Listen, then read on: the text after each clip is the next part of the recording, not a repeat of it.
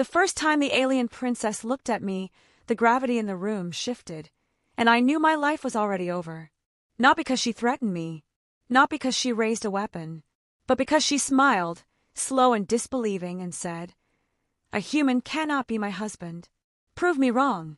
The silence that followed was worse than any gunshot.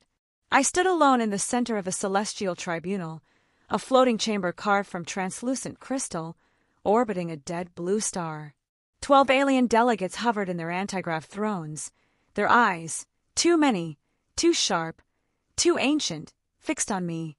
My heart hammered like it was trying to escape my chest. I was just a systems engineer from Ohio, and somehow I'd been chosen.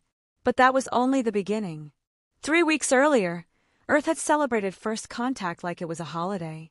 Streets filled with cheering crowds.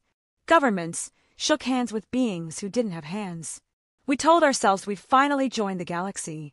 We were wrong. The Aurelian Empire hadn't come to trade. They had come to evaluate. Their scans were ruthless. Our wars, our pollution, our fractured politics, every flaw projected on star-sized holoscreens. Humanity wasn't judged evil, just inefficient, disposable. Then Princess Caleth arrived. She wasn't like the others, where her advisors spoke in cold equations. She watched us like a puzzle she wanted to solve. Silver skin, faintly luminescent, eyes like molten gold held behind glass, and a crown that floated an inch above her head, humming softly with alien power. The galaxy listened when she spoke. "The human species may be spared," she announced, "if one of them can bind our civilizations through lawful union. Marriage." The word rippled across the chamber like a shockwave, a political relic of the Aurelian Empire, a bond that forced shared fate, shared extinction, or survival. Volunteers flooded the selection process. I didn't. I was abducted. That should have been my first warning. They took me in my sleep. No alarms, no noise, just light, and then stars.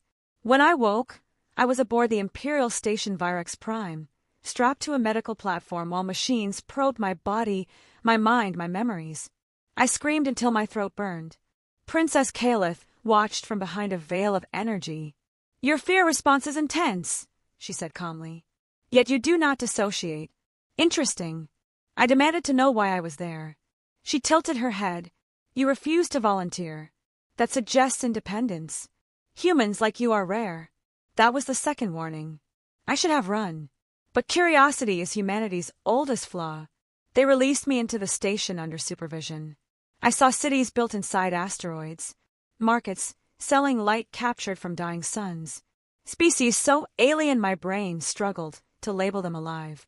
Everywhere I went, I felt eyes on me. Not hostile, evaluating. Princess Caleth summoned me daily, not for romance, but for tests.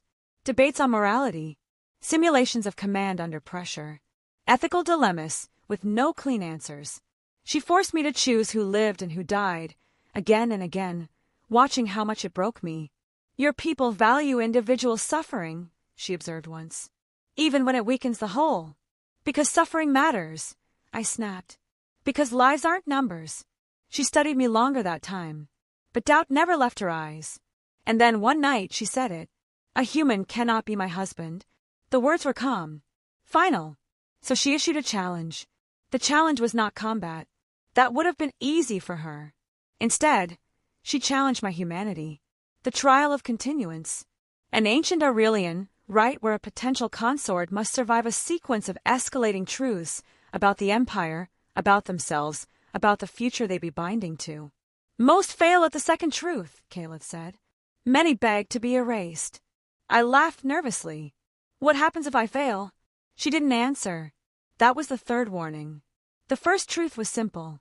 They showed me Earth's future without the Alliance. 100 years. 200. Our oceans boiled. Our cities drowned or burned. Humanity scattered among stars as refugees, then quietly disappeared from galactic records. No invasion. No war. Just neglect. My knees gave out. Caleth watched my reaction carefully. "You grieve," she said, "even though this future has not occurred." "Not yet," I whispered. But that was only the beginning. The second truth was worse. They showed me the Aurelian Empire's real purpose. They didn't preserve civilizations. They harvested them. Every alliance, every union was a way to absorb culture, innovation, genetic diversity, until the original species faded into myth. Not killed, assimilated. Marriage binds destiny, Caliph explained. Your species would survive as part of us. I felt sick. You'd erase us, I said. Her expression tightened, just slightly. We call it transcendence. That word echoed in my head like a lie wearing perfume. I refused to kneel. And that surprised everyone. The third truth was personal. They showed me her. Princess Caliph wasn't born royal. She was engineered. A forbidden experiment. A being designed to feel emotion, real emotion, so the Empire could better manipulate lesser species. Love, doubt, fear. All installed. Then controlled. If I refuse my role, she admitted quietly, my mind will be corrected. For the first time, she looked afraid. And suddenly, the challenge wasn't about proving myself to her. It was about whether I'd abandon her like everyone else had. That realization changed everything. The mid-trial revelation came when I was given the final choice. I could accept marriage, saving Earth, condemning it to assimilation. Or I could reject it, preserving human purity while ensuring extinction. No loopholes. No hero ending. The chamber waited. The Empire waited. Princess Caliph didn't speak. I realized then that this wasn't her challenge. It was the Empire's. And the truth none of us were prepared for was this. They had underestimated humanity's most dangerous trait. Defiance fueled by empathy. I didn't choose yes. I didn't choose no. I chose change. I challenged the Empire's law, invoking an ancient clause buried in their own code. A consort may redefine the bond if they expose a superior evolutionary path. They laughed, until I told them what humanity could offer. Not technology, not strength, but choice. The right to fail, to argue, to love freely, without correction. I turned to Caliph. You don't need to be controlled to be valuable, I said. And neither does my species. For the first time, her composure shattered. What are you asking? She whispered. To marry me, I said. Not as an Empire's tool, but as an equal. The chamber erupted, but something else happened. The crown above her head flickered. The Empire's failsafe activated. Caliph screamed as the correction protocol began rewriting her mind. I didn't think. I ran.